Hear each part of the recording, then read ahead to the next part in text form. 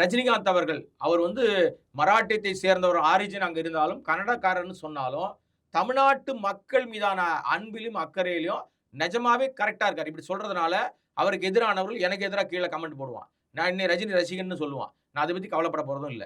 ஆனா ஒரே ஒரு விஷயம், அவர் அரசியலுக்கு இதே மாதிரி வரப்போறேன்னு சொன்னப்ப கூட ஏன் பின்வாங்கினார்னா, அவர் சொன்ன ஒரு ஒத்த வார்த்தை.